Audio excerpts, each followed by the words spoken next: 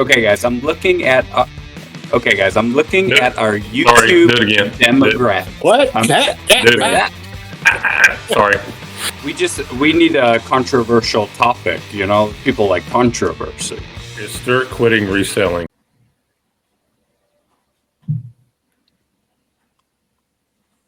Stewart, why are you hanging it up for? Just episode talking about how Stewart's hair fell out. Is the stress of reselling too real? Yeah. Welcome back, everyone, to the Finders Flippers Resell Podcast. Gentlemen, how you doing today? Guys, what's going on? Episode 56. You know, to everybody, we haven't skipped a beat, but for us, we had a little break. I feel like I haven't been around you guys lately. Well, you went on vacation, so there's that. You know. Yeah. And Stewart he's done some changing as we see here on the screen. Poor Stewart, midlife crisis. The hair has changed. The locations are changing. Actually, just back to the way I used to be. So, yeah. Folks, won't you please help Stewart? You seem really small. Yeah, Florida was good. It was still a little chilly, though. Where'd you say you went? Sarasota? Is that right? Yeah. Were you not able to get out there and sun yourself? A little bit. We went. My buddy has a boat, so we took that out. But we were just like shivering the whole time. Oh yeah. This is great. Yeah, I'm on vacation. I'm going to enjoy this. You have to will yourself to enjoy it. Yeah. Did you get to do any thrifting though while you were gone? Oh yeah, we did a ton of it. How did that go?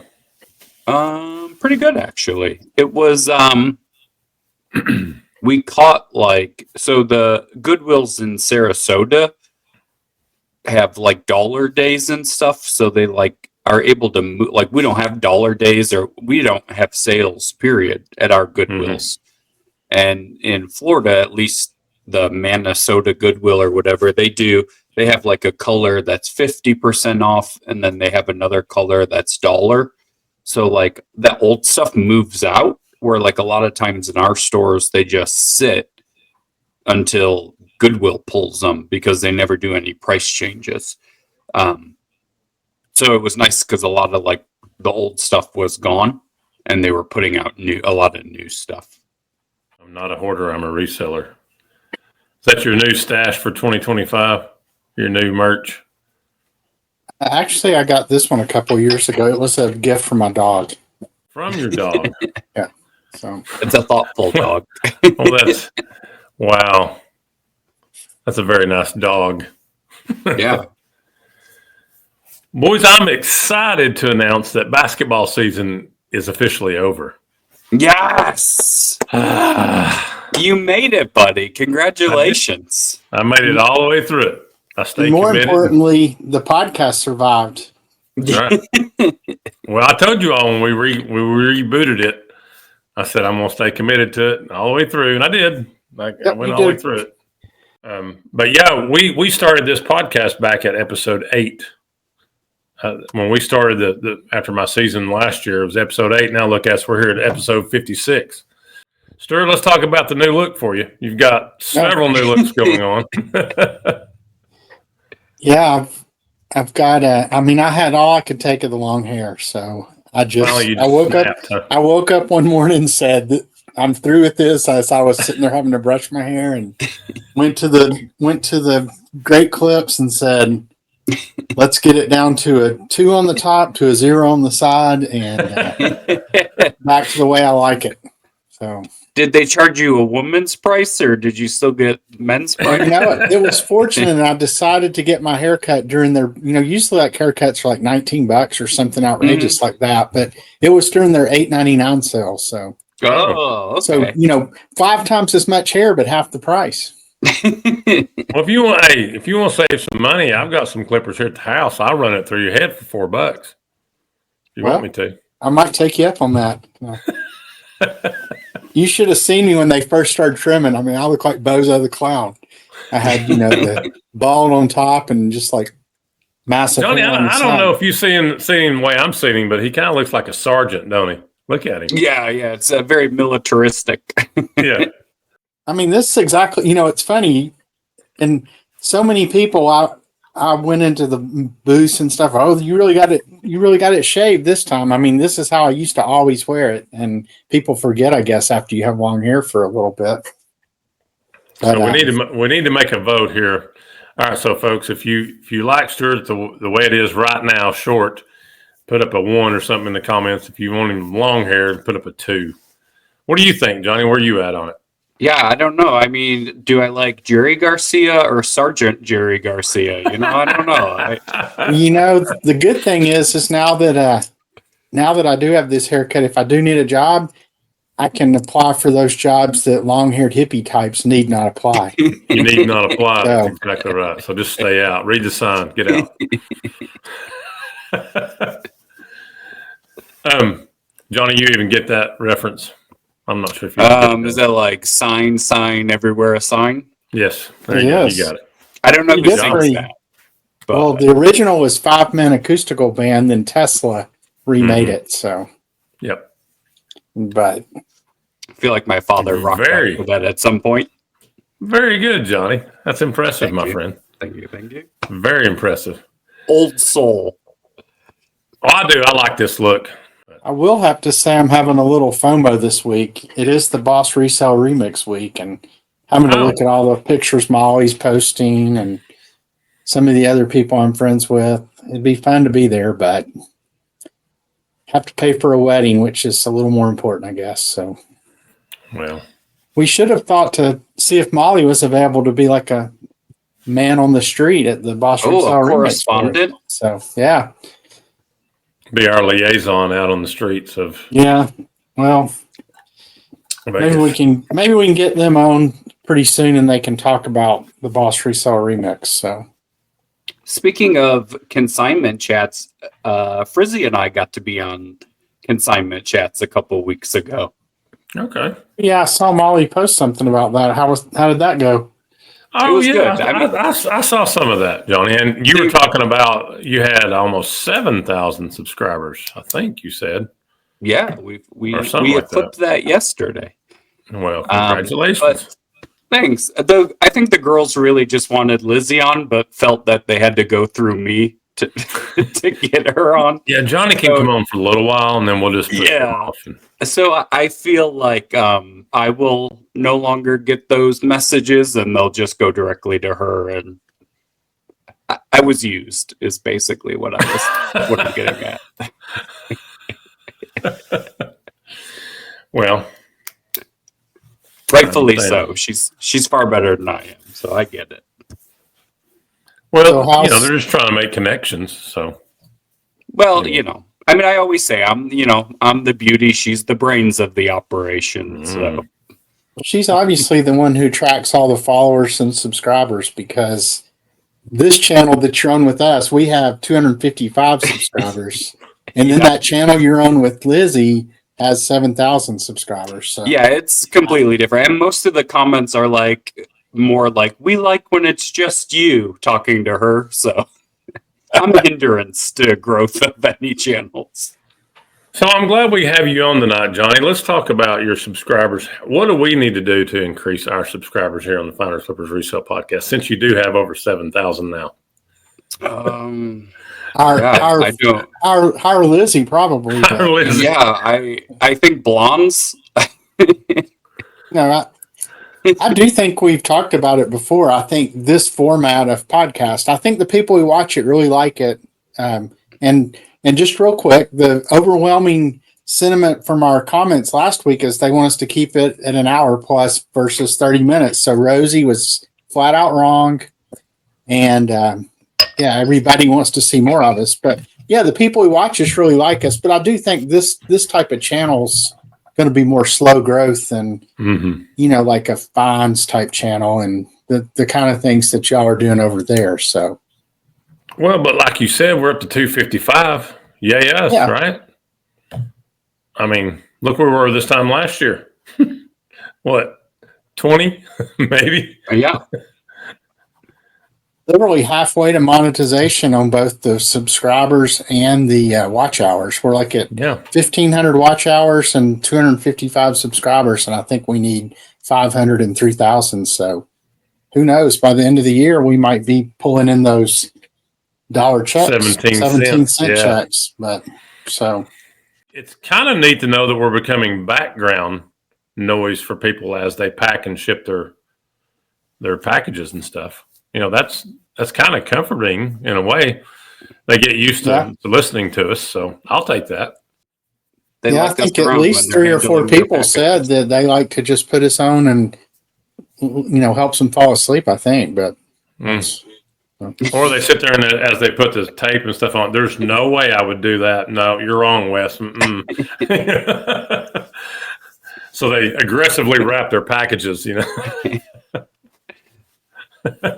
We just make them feel better about themselves. They're like, at least we're not those guys. Those guys are the 3 bottoms of the barrel. So anything that I do is up from, well, at least Wes is anyway. So I'm the tip of the bottom. So we do our best to live up to our mediocre, reputation. So listen, once you do something that raises that bar, that becomes the expectation. You can't just. True. So we've all had background changes over the course of actually the last few weeks. Johnny, kind of talk about where you're going with yours and what you have in store for your background. Now you just get to mirror. Now you just get to see our hoarding. This is what happens when I allow Lizzie down here. Now it's just become her new catch-all room. Wait, your little mannequin thing there, you need to set it up right beside you and put some stuff on it and go, hey, find this at Frizzy's Finds. And during the show, you just keep taking stuff. In the show, you've got a big pile of clothes. Just use it for our QVC show. Yeah. There's only 9 of these left. Yeah. Guys, buy this action figure. I promise you're going to want this. Which I'm not as good as Stewart is. Now, Stewart, I have to talk about your Whatnot show the other day. Actually, not your show, your Whatnot show, where you were sitting there by yourself and you're like, nobody's come in yet, so I won't talk about what I'm going to be selling. And then you said, I can just talk to myself. That'll be okay. It was funny. So I actually had my best Whatnot show ever last Friday. Yeah. And if you want to see the replay of that, you can watch it on our channel here. Just go over to the live tab. And it was the Friday, I think it was the February 28th show, I believe. Is that right? Or was it the March 7th? No, it was the March 7th show. It was the one just last week. So yeah, go check that out. I was doing postcards. I did over $1,000. And like that's awesome. I think it was right at a 4-hour show. And so that was a fun show. But then I did a preview for this week's show. And I've got some really killer stuff in the show for this Friday. A couple of really cool photo albums. So I thought, well, I'll pop on and do a little preview of the auction to, generate some excitement. So I, pop on. There's no other shows going on. I thought, well, at least a few people that I know will come in the show. Literally, like, no names I recognized except like one came in the whole 30, or I guess I was on an hour. Whole hour I was on. So, I mean, I got a lot of new people, and I think I had like 8 people in there was the most I had at any given time. But so I'll be interested to see if any of those people come to the show on Friday. Weren't you just a little bit thinking about, you know what, I could go ahead and just hit the button here and I can start a show right now because you got these people in here? No, not with that few people in the room. Although, I mean, even it's not about how many you have in, I guess it's about having the right people, because during my show last Friday, I think I had anywhere between 12 and 16 people for most of the show. And, and I think I sold 40 something lots and, ended up, like I said, over $1,000 in that show. That's stout, man. That's really good. Yeah, are you able to keep up your inventory though? Because I know that's been one of your. It's the biggest challenge. Like, I'm just about out of postcards. I mean, I've still got enough to probably do the same style of stuff I was doing Friday, but it's a part of a greater ephemera show. Like, not do a whole 4-hour show of just postcards, but maybe take a break from showing the catalog items and do some postcard lots.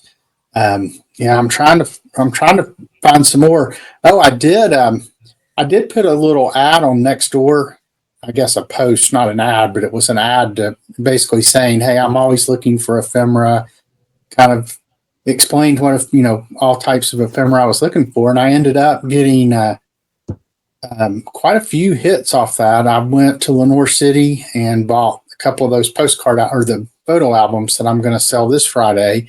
And then somebody reached out and gave me a letter that was signed by Eleanor Roosevelt. I mean, she just gave it to me, and I told her, I said, when I sell this, I'll get back in touch with you and split whatever I sell it for. And she goes, well, if you want to do that, that's okay. She goes, you can just buy me a sandwich if you want to. But yeah, it's a really cool letter. It's going to be in the show on the 28th. I'm not going to do it this weekend, but I've already got it in the catalog for my 28th show. Thought that'd give time for people to see it and generate some excitement. So yeah, if anybody's looking for a way to drum up sourcing stuff, whether it's ephemera or anything else, the Nextdoor post has worked pretty well for me as far as response. So how's y'all's March starting out so far? Here we are, third of the way through the month, I guess. Mine's better than February. Yeah. But not by much. Yeah. Yeah. Yeah, it's been pretty slow. I mean, we've been playing with some different things, sending bigger offers and promoting and stuff like that, but it's better, but not as good as the good old days. I do think there's not to go that route, but the stock market's down. I think there's a lot of just unease with things where, maybe last month or the month before, I wouldn't have blamed it on that, but I think people are a little hesitant on certain things right now. Yeah, I mean, my March is not quite as good as February, but it's still projecting out to be my best March I've ever had. So that's awesome. I've definitely been putting a more concerted effort into listing, and I've just had some really good sourcing opportunities. I mean, having Whatnot shows every Friday's helped a lot. I mean, you have $1,000 show, that's going to definitely help your numbers for the month. And even I think every show, and I did 4 shows in February, and I think they were all like between $400 and $600. So, but as Wes asked me, I mean, the challenge is just continuing to source ephemera. I have enough for at least a couple more shows. Then I have stuff, but do you have good stuff? I can sit there for 2 or 3 hours, run mediocre stuff, and end up having $100 show, and is it worth it then? But I'm just trying to be more consistent with going on every week, as I've mentioned in the past, and so hopefully something will fall in my lap. So I did.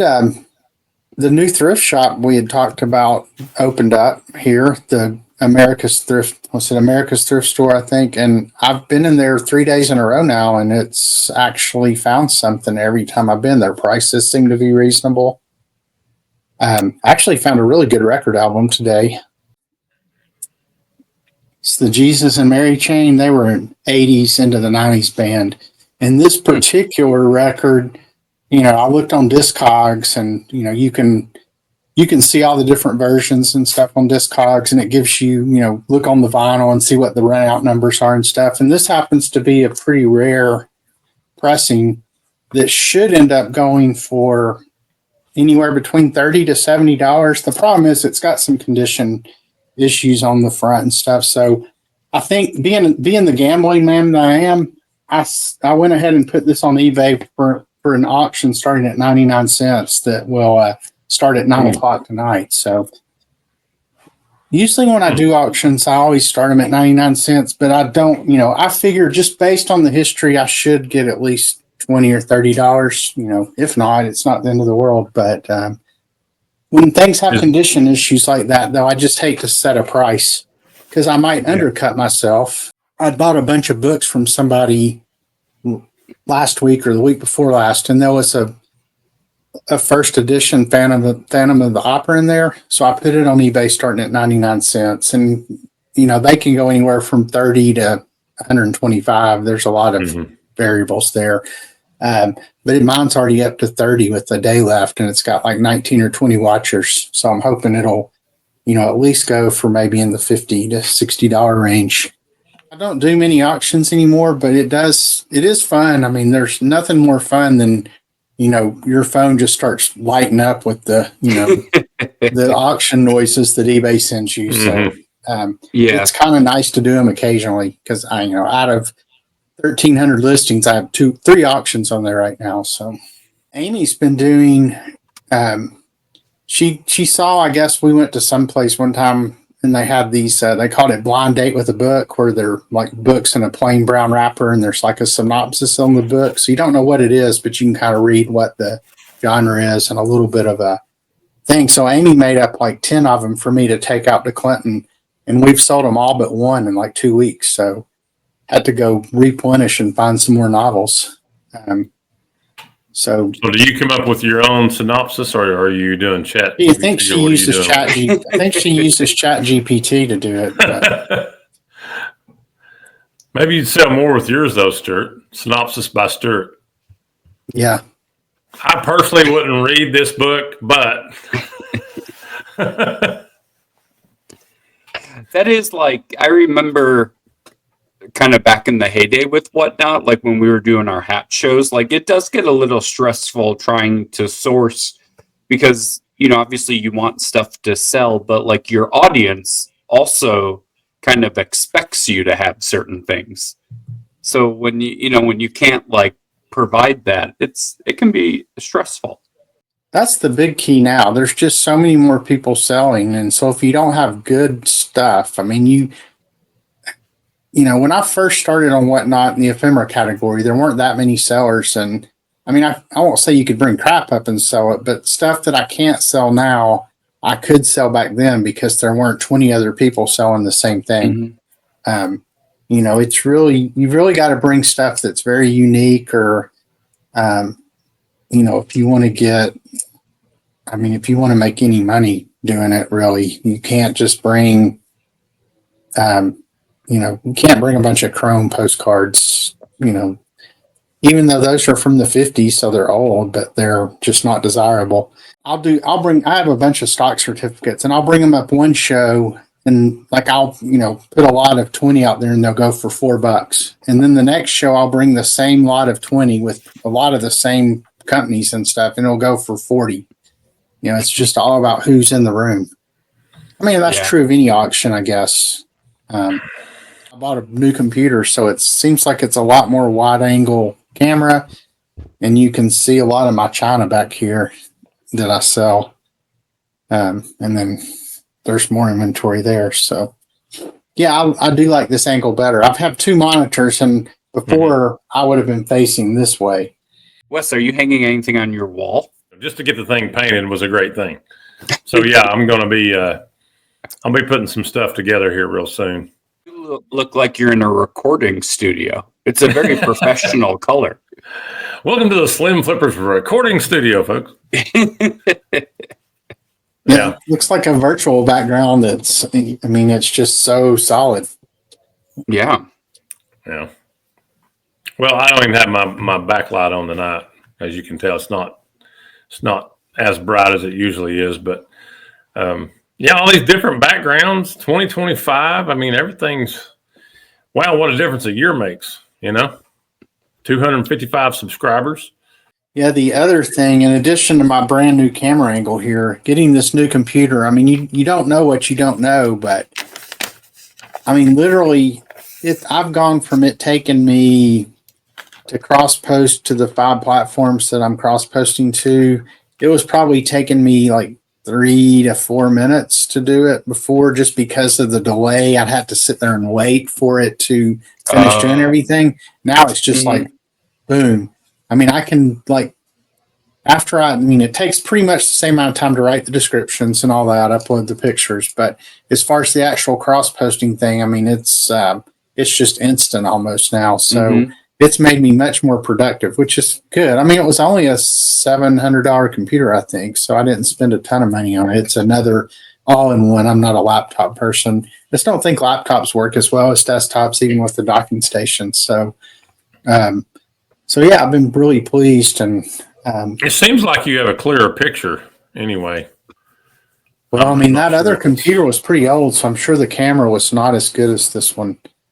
I will say I think 6 weeks away from the Nashville meetup. So, and I heard I-40 reopened from Asheville to Tennessee now. So it's a little bit of a quicker jaunt than it would have been. I think it's one lane still each way. So you probably still want to use your GPS, because I can still see traffic being bad and it may still route you around the other way, even though it's open. Yeah. Well, I was hoping over the course of the next 6 weeks, they figured some things out, but encouraging. Well, if the timing works out right, you need to holler at us, and Amy and I can meet y'all for lunch, dinner, whatever meal it ends up being when y'all are passing through. Because we're literally a mile from the interstate, and there's everything at our exits. So, yeah, we'll figure that out for sure. I think we're gonna hit the road first thing in the morning on whatever that Friday is, the 20 whatever, and just hopefully kind of be near you guys like very early afternoon. I know you said y'all were going to leave out probably early Sunday morning. Maybe you'll hit Knoxville around lunchtime on Sunday or something, and we can all meet for lunch. Yeah, we're excited we haven't been to anything since FlipCon a couple years ago, so it'll be cool to kind of network a little bit again. It's such a niche community, but it's small and huge at the same time, you know? Yeah. I mean, it's how many people would you say usually attend that, Stuart? The one out in Vegas? I can't remember how many. I mean, it's pushing 1,000, I think, maybe. That's great. I know they have to limit it because of the size of the meeting space where they do it. I can't remember. I knew at one time how many people were there, but yeah, I mean, I'd say 800 maybe. So, because they do the meeting at the Blind Center of Las Vegas, which is not a real big venue. But I know they want to continue to do it there because it's kind of part of the whole deal, supporting that and raising funds for that center. So, right. But you're right. I mean, the reselling community is a lot bigger than most people probably think it is. Mm-hmm. And you think how many people resell who, don't do YouTube, who don't go to any conventions, who don't, they just basically stay in the shadows and probably make more money than anybody. But yeah, for sure. 100%.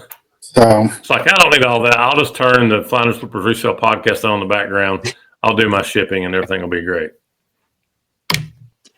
Yeah, I feel like the people who are the best at this probably don't waste their time with this, from a creation standpoint. Well, and that's, I've been down the road before. I started trying to do some YouTube videos at one time, and I quickly learned, it's not really my strength. I'm not that creative, or, I'm not that naturally funny. All the things you need to be a successful, YouTuber, as far as, drawing people to your channel. And, I've said it before. I think ultimately, you can be a reseller who makes a few YouTube videos, but I think to really get big, I think the reselling becomes the means to the end. You're doing enough reselling to give you content for your channel, but you're making all your money off your channel. Right. So. Yeah, I always wondered, some of those people that are at the hundreds of thousands of levels, do they put that stuff back? They're like, all right, I got all these items. I filled the cart. And then they stop filming and put it all back. They're like, I don't really need to buy this. We have somebody locally that brings stuff into the bins and then stages all their videos. Oh, really? The local for you is going to be consignment chat ladies, right? Yeah, it's Molly. No, just kidding. Yeah. It's not Molly. But they literally will bring a bag of clothes into the bins, and then we'll like put the clothes in the bins and pull it out and film it. I'm like, that's too much work. Yeah, that's too much work. I'm sorry, you got to pay for that. I brought it in. It's okay. No, you're going to jail. That is kind of, I mean, the logistics of that. I mean, what does the, do they tell the Goodwill bin place, hey, we're bringing these clothes in to throw in the bin, and then we're going to pull them out, but they belong to us. But then you get in there and somebody grabs it as they stay. Yeah, you're like, this is mine. I'm taking it. I mean, the couple of times I've been to the bins, I mean, the hands are flying. I can see somebody reaching over and grabbing one of those. You may say you brought it in, but I don't care. It's mine. I wonder how do they keep other people from grabbing that stuff? Because it does get pretty wild in there sometimes. So they just go into like a quiet corner, when everything's kind of died down a little bit, and then it's very controlled. But it's just like, why? It's not, at that point, it's not worth it. Well, I mean, that's just like, you hear Pawn Stars does that, they set up all their stuff and Storage Wars. And, although I heard an interview with one of the Storage Wars guys one time. I can't remember which one it was, but, he was saying it's not staged in the way you think it is. I mean, it's not like they're planning stuff. It's just that, they film hundreds and hundreds of these auctions, and, they're pulling out the, 5 best for each show. Right. So, it's not like everyone's a home run. I mean, I heard American Pickers like planted a lot of their stuff too. I don't know if it's true or not. Somebody told me once they, one of the whole, my cousin's brother knew somebody that was on American Pickers, and, they bring their van on a flatbed truck and, back it off, then drive in the driveway like they've driven it from wherever. And, and they put some stuff out for them to find. And I mean, it may have been stuff that was already there, but they go in there beforehand and make sure they know where everything is and all that. Right. So, I find it hard to believe they turned down like a random gravel road and there's like 12 Sinclair dinosaur signs. Yeah, and they go, here's the stuff we're looking for. They have their printed out. Well, here's what would happen to me in East Tennessee. I would pull down a gravel driveway. I would knock on the door, hold my sheet up, and they'd blow me away with the shotgun. It's like... That's the way it would happen now. Get off my property, and you're looking down the double barrel shotgun. Well, and that's what I was going to say, because that would happen on the show sometimes. They'd tell them to get off their property, but like, did they set that up ahead of time? Like, oh, okay. They're going to come up, and you're going to shoo them away. I don't know. Staging stuff like that. I mean, I understand it's all about entertainment, I guess, but that just seems... I don't know if shady's the right word, but, you're passing it off as, we found this stuff, but, we didn't really. No, I think shady is the right word. Yeah. What does everybody else think? What do the people watching think? I mean, does that, if you found out, like, well, I was going to say if we were doing that, but we don't really show that kind of stuff in the show, but. Okay. So we all three, when we do get together, let's stage a show like we're going to a garage sale, and we'll be like, oh wow, look at this $300 item right here, and it'll actually be at the bottom of my driveway, and we'll like set all this nice stuff on the table. We'll just set it all up. We'll have great filming because we can take turns filming each other. I'll get my neighbor to come over and act like the person. I don't know. I just pulled that out of my closet. I don't know where it came from. Is it worth anything? Because, you do get these, thoughts of grandeur when you go out. You think, well, if they can find that, I can too. And so you go out to these estate sales and you think, where are these things that these people find? When you go to enough yard sales, you definitely, I've hit some pretty good home runs in all my years of going to yard sales, but it's certainly, few and far between. In any given yard sale season, I might find one or two things that are like what I would really consider home runs. I've done pretty well with estate sales recently, especially on the book side of things.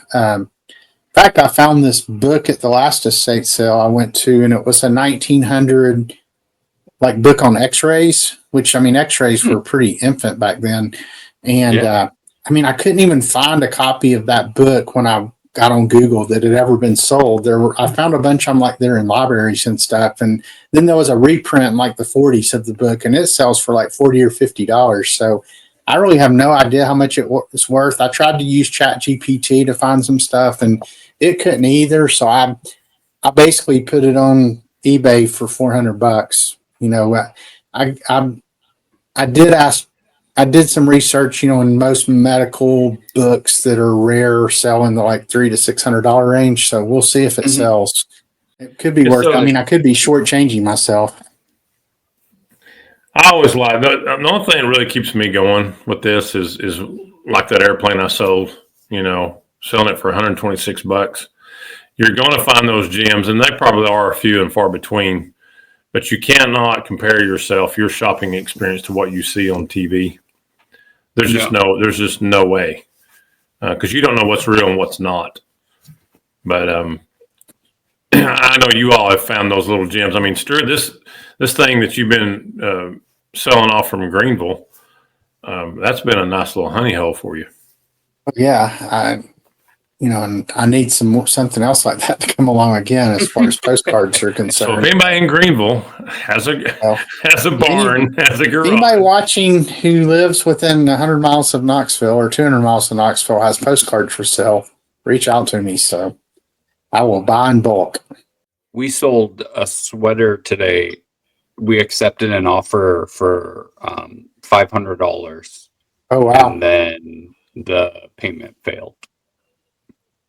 Oh, what platform was it on? Poshmark? eBay. So it's just sitting in our.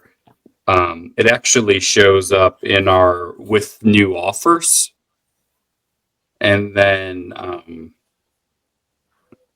don't want to. Maybe they thought it was $5. They just looked at it wrong. Yeah, maybe. Well, do you think there's any chance that they will come?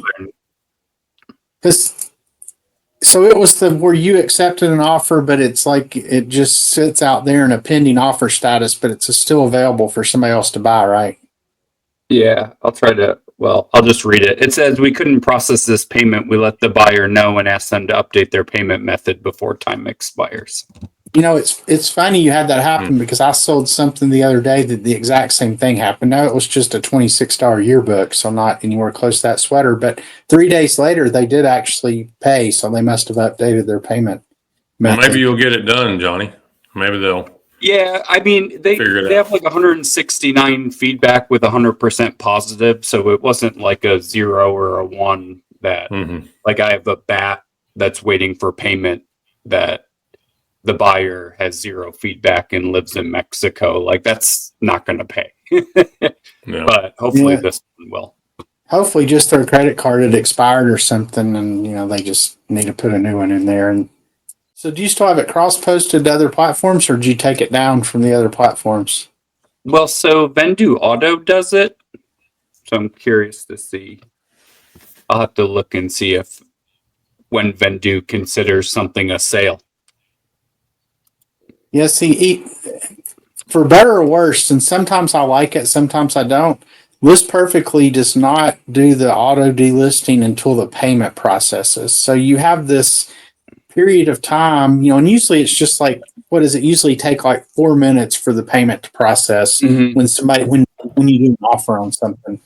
But in this case, when the payment didn't process, I went ahead and made the decision, since eBay's giving them an opportunity to pay, I went ahead and just manually pulled it off the other 4 platforms, and knowing I could easily put it back if it didn't eventually sell. So so it did. They did pay for it, so it all worked out. But I was just curious if you were leaving it on the other platforms, because I'm assuming, will eBay let you delete that item with that pending offer on it? I guess they probably would. I don't think they would. Well, somebody else can buy it. I know that because it still shows as an active listing. Yeah, it's still. I bet you can end the listing even with a pending offer that somebody hasn't paid for. Yeah, we'll see. I feel like feel like it'll be all right. But it's just like it's the high and the low, right? And that's like kind of the annoying thing about eBay. Like you can't get excited until it's over. So then it's sitting in your account, and you're like, oh, I hope they pay. Mm-hmm. So Wes, now that roughing's over, are you gonna really focus on getting more stuff listed? Oh yeah, but I have still been consistent now. I dropped down to 3 a day. So do you have a new goal in mind now that roughing's over, like for number you're going to list today, or? I'll go back up to 5. That's a good. Well, that's a good number when you think about it. That's 180. Yeah, was that 180 things a month? So is that right? Looking at doing like some estate sales. I want to do some of those, especially during the summer on Fridays. So I'm going to get out and get to a lot of garage sales too. So the garage sale season will be cranking up here anytime. Amy and I went to our first yard sale last weekend. I think it was maybe the weekend before last, and actually found a few things. So it's pretty exciting to hit that first one of the year. We just saw a sign as we were driving by, and warm enough now for yard sales to start. But we're already getting into the pattern. So this really first warm week of the year, it's going to be almost 80 here this week, and then of course nice all week. And Saturday there's like a 90% chance of like really violent storms. So otherwise, I bet people would start pulling the yard sale stuff out. So which may be on Friday. Maybe on Friday. I don't know if they'll try it. Or do you have any estate sales that you're going to go to Friday? I don't have any this weekend. There's one in Sweetwater next Friday, a week from Friday, that I'm gonna try to sneak down to. My daughter and son-in-law and our grandson will be in town, but I'll probably. Well, that's going to be good because you haven't seen your grandson that much. We've only seen him twice. We've seen him twice since he's been born. We saw him. Well, Amy and I went down there 2 separate weeks when he was first born, and then they came for Thanksgiving. So yeah, I may see if I can take him to the estate sale with me. So get him started early, right? Yeah. Need that Franklin Hill onesie. Franklin Hill Junior Ventures. we do have a Franklin Hill Ventures onesie, but he should be just about big enough to wear it now because I think it was like a 12-month one or something. But yeah, I think we had like 5 or 6 in Greensboro this past weekend. We were surprised. So it's were you able to get to them? Nah, we don't really love garage sales, so we got to be motivated to go. Just from a clothing standpoint, like there's usually not. We'll go, but they tend to not be as plentiful for us. But don't you think though, this time of year, everybody's been waiting all winter to drag that stuff out, and you may find more at this point than you would maybe like 2 months from now. I don't know. I'm just going to throw the hypothetical. I don't know. I do. We tend to have more luck at the end of yard sales season, where it seems like everyone's like, "Oh crap! If I don't do this now, I'm going to have to hold this stuff for a year." So as they slow down, like we hate them all summer, and then towards the end, we're like, "Dang, these weren't that bad," but they just get better. But yeah, probably the beginning and the end. Yeah, fall yard sale season's solid. That's when my brothers and I do our yard selling weekend every year, and both years we've done it, and I think September is when we've done it and done really well. So I'll admit I don't like summer yard sales. It gets hot really quick. Yeah, it does get hot. I'm sure people don't like to be out in it anyway. I do think, I don't know, yard sales just in general, you look at the world now, pre-COVID and post-COVID, but I don't know, just yard sales in general don't seem to be as good post-COVID as they were pre-COVID. And I think a lot of it's because during COVID, so many people learned how to sell stuff online and, use Facebook Marketplace and all these different things. So I think a lot of people, it's easier just for them to list stuff as they come across it, or, I'm ready to get rid of this. Let's just put it on Facebook Marketplace, and all this other small crap we'll just take to the thrift shop or something. So, or they use that time to get rid of it, like donate it or whatever it was. Well, I just know that, back before COVID, I can remember I might look on Craigslist and find like a yard sale to start at, but I didn't have to like go look at a bunch and map out any kind of route. I would just go to that first one, and then it was like follow the signs. There would be so many signs. You would just, and I would always be gone from like 7 till noon. I would be gone all morning. And it just seems like since COVID, it's just more of a struggle. The yard sales are spaced further apart, and you'll still have your neighborhood yard sales where you can hit a lot at once, but those are always so hit or miss anyway. I think we've talked about it before. A lot of times neighborhood yard sales turn into, our neighborhood's having a yard sale. We got these 6 things we can throw out there, Right. But they've got the yard sale signs up. There's going to be traffic. Go ahead and put our stuff out there. Let's go. We'll just bounce off theirs. With that being said, I've still found some good stuff at yard sales, but they're just not as plentiful. And I certainly, as a full-time reseller, I cannot rely on yard sales to get stuff like I used to could. It's, I guess, part of the strategy along with the estate sales. But as I mentioned before, it's really more about relationships and having the opportunity to do bulk buys. And it's so funny. For me, it's either feast or famine. I'll get down to like almost nothing left, and I start to panic. I don't have enough to list. I'll have like some crap that, I finally, I guess I got to dig into this box that's low dollar, but I need to do something with it. And then it's all in a week. I have like 5 people call me, and then it's like I've got so much stuff, I can't, I don't need anybody else to call me. My garage is full, and then you get another call, and you can't say no. So it just, it's like Amy, I said, well, you about got the garage clean. It's time for, 6 people to call you. Well, that keeps you moving. Oh yeah. I'm definitely not complaining, because that's, I've got to have it. It's got to keep coming in. And, thank goodness that, I feel like I treat people fairly, and they give my name to other people. And so I guess, over time, my name's gotten out there as somebody to call, and I'll get a lot of calls from people I don't know. So-and-so gave me your name, and I'm like, I don't even recognize the name of the person who gave you my name, but that's fine. So.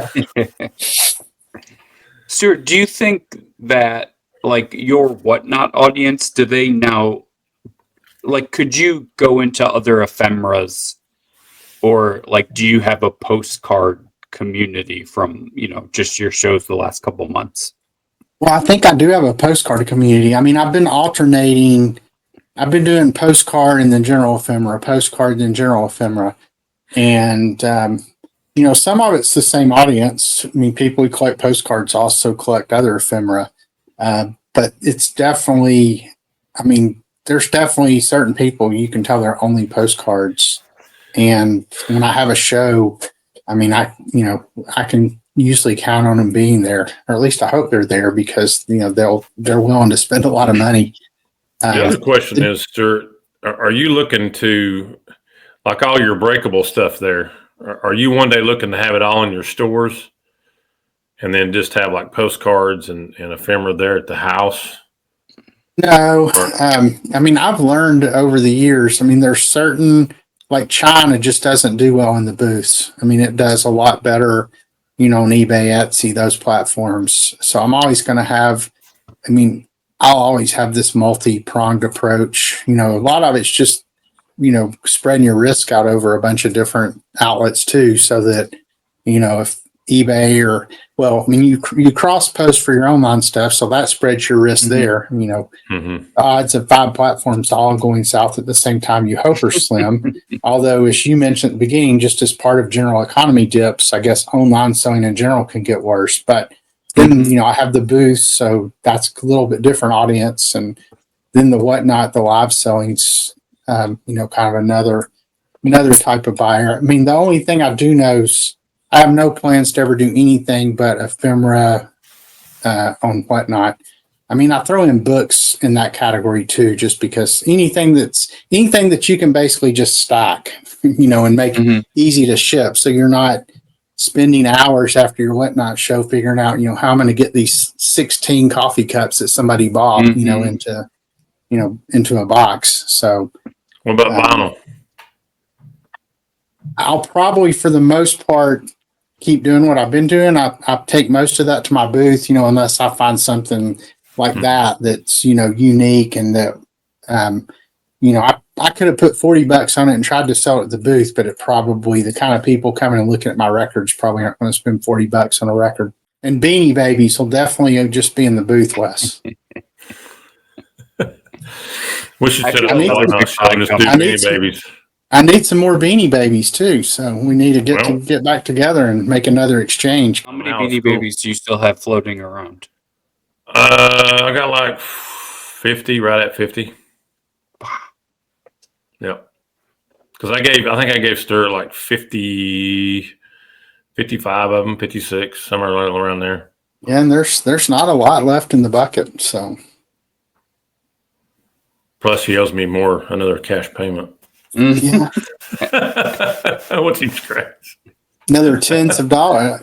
Yeah. 37 cents. Yeah. Well, that is all the time that we have today on the Finders Flippers Resell Podcast, episode number 56, gentlemen.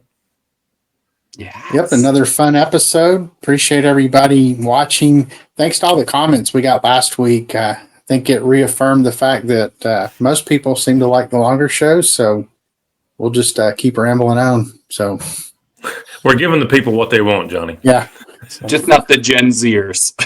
Yeah, just not Rosie and her friends, because I think Rosie did say, yeah, some of my friends said you'd probably do better with the shorter show. So yeah, we're appealing to the Gen Xers and older. But. Yeah, I get it. Maybe she was saying Ohio.